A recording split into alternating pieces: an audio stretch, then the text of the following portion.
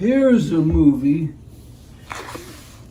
that's 100 hours long called The Greatest Story Ever Told. And I was on it for 14 months. And I shouldn't have been on it for 14 days. I should have never taken that job because I didn't have anything to do except follow Jesus around for 14 months. George Stevens, I think, is probably one of the 5 or 6 best cameramen in the world. If you look at some of his films like Shane, one of the marks of a great cameraman is when you can watch the movie with no sound at all. No music, people talk and you can't hear them, and you still enjoy the movie.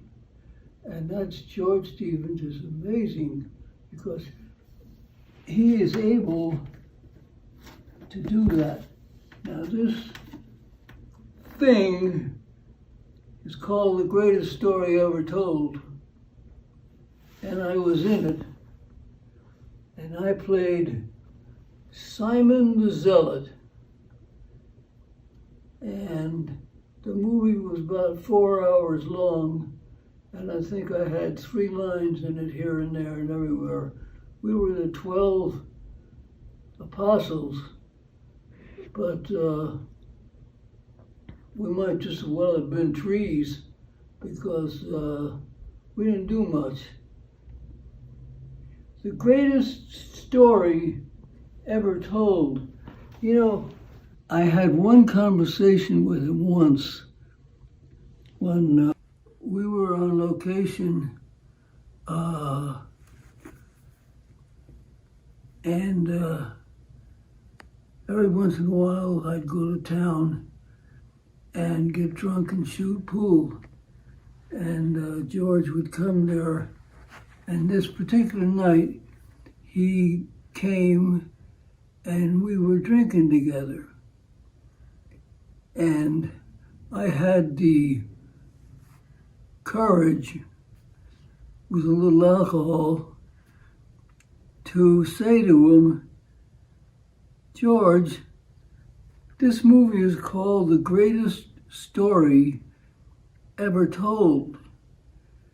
Now to all Christian people who believe in Christ, whether it's Catholic, this, that, whatever, they're going to be annoyed with you because you're calling it a story.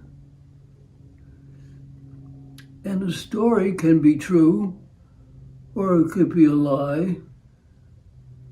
Why are you calling it the greatest story ever told?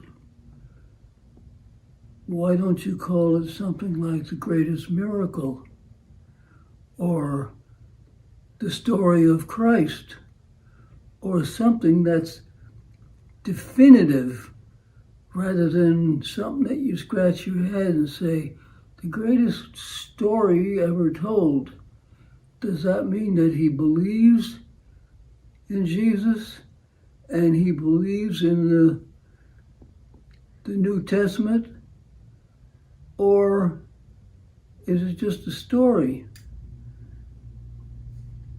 And he said, very politely, take another drink and shoot pool and shut the fuck up. And that's the last time I made any comments to him. But this is the script, and it's 9,000 pages long, and these are, this is the original, The Greatest Story Ever Told. And this is not a copy. This is my script that was given to me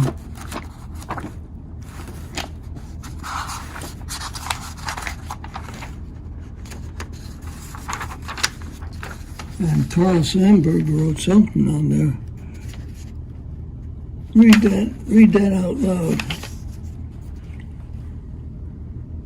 How to cast these characters for a screenplay is a task.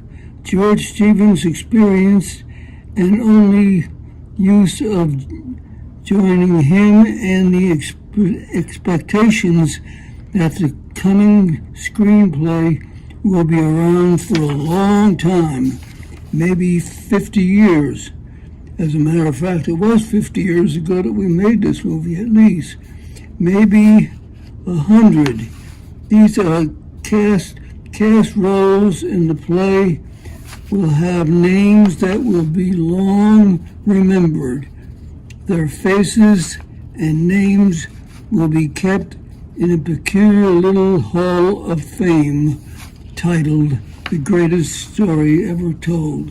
And Carl Sandburg wrote that. But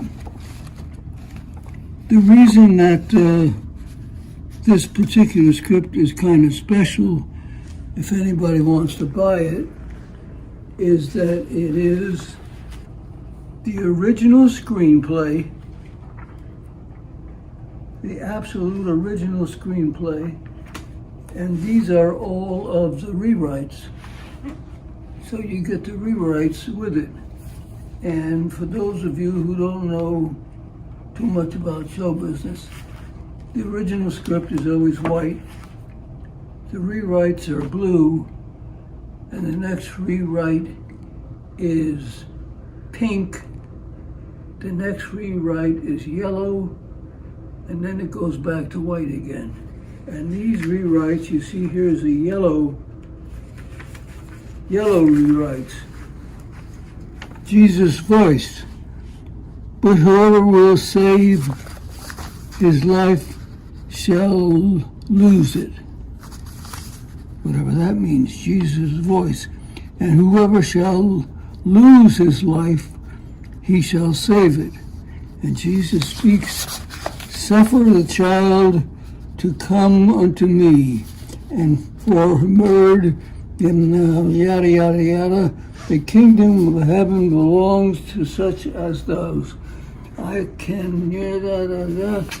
These are all the rewrites.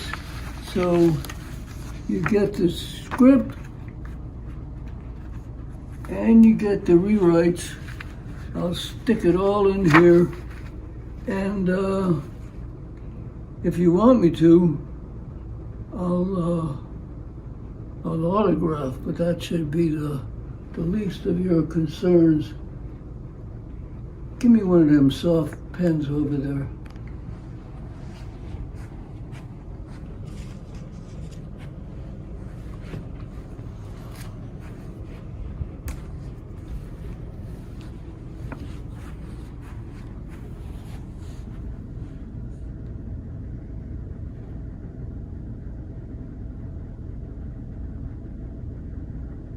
I'm just thinking my dear friend Gavin MacLeod just died, and I feel like he's not really gone.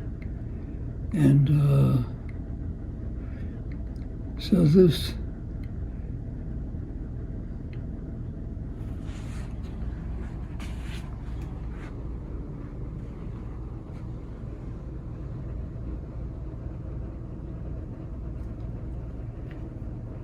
well, I can't sign it to you because you didn't buy it yet, but I will sign it now to somebody.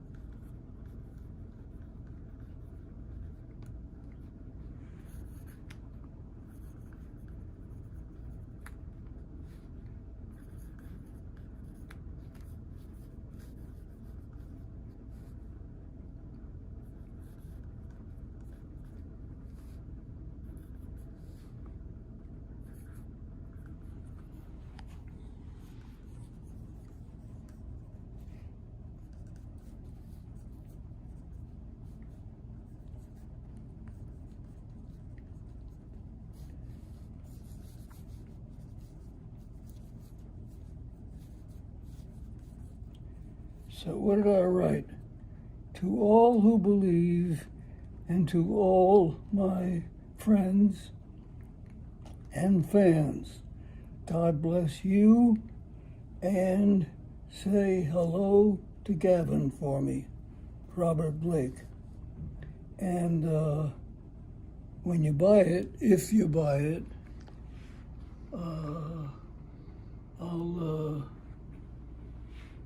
I'll talk to you, whoever you are.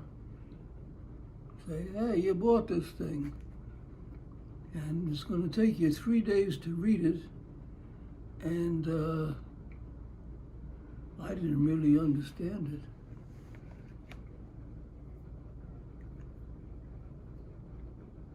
But it was a hell of a lot of work to shoot it. Whew. Boy, that was a job. We shot through snow. We shot through springtime, but it wasn't springtime, and George had the whole desert. He had people out there putting fake flowers all over the whole desert so that it would look like it's springtime. And one of the best experiences was Max von Sydow. He was an extraordinary, wonderful man. And he never drank booze. He didn't smoke dope. He didn't smoke cigarettes. But he made a drink called glug. Glug. I said, what is this stuff? He said, it's called glug. And I said, what? He said, he just taste it. And I had 3 or 4 sips of it. I was building a snowman at the time, and I had to sit down to finish building the snowman because glug is something that he made in a big barrel, and he put all kinds of fruit and strange things in it, grapes with the stems still on them and all that stuff, and he put a lid on it and he let it ferment, and he was able to drink it and walk around. And I had 2 sips of glug, and I finished my snowman by sitting down. And he was a generous, gentle man. You know him from all those pictures that he made in Sweden. He made pictures all over the world. And I enjoyed his company very, very much. Max von Sydow. He had a wife, and I think he had 2 sons, I'm not sure. But everybody was in that movie. Charlton Heston, everybody was in the movie. John Wayne, everybody was in the movie.